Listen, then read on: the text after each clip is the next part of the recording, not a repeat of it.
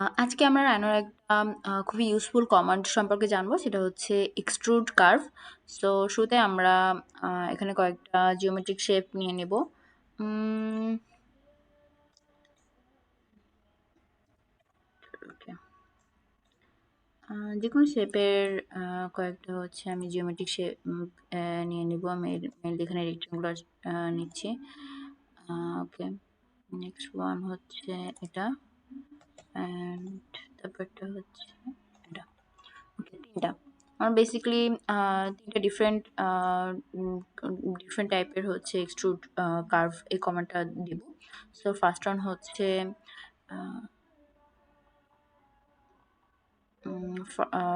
হচ্ছে আমরা শুরুতে হচ্ছে যে অবজেক্টটাকে এক্সট্রুড করতে চাই সেটাকে সিলেক্ট করব।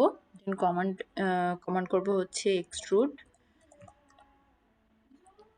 কার্ভ অলরেডি চলে আসছে, এন্টার।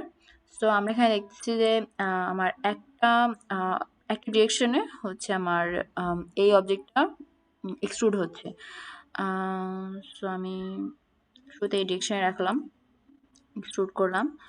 দেন নেক্সট ওয়ান ক্লিক করলাম, সেম কমান্ড দেব, এক্সট্রুড কার্ভ। ওকে, এখন আমার এখানে চলে আসছে হচ্ছে ডিরেকশন হচ্ছে আমি বোথ সাইড নো ছিল। So আমি যেটাকে একে যদি ইয়েস করি দেন আমরা দেখতে পাচ্ছি এটাকে হচ্ছে ও দুইটা সাইডেই এক্সট্রুড হচ্ছে এই কার্ভটা। So then enter.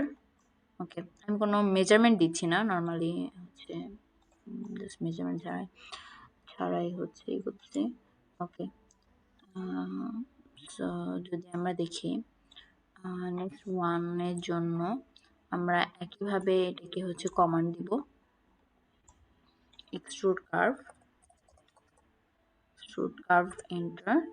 এখন হচ্ছে আমার এই বোথ সাইড এই অপশনটা ইয়েস দেওয়া আছে, এটাকে হচ্ছে নো করে দিব।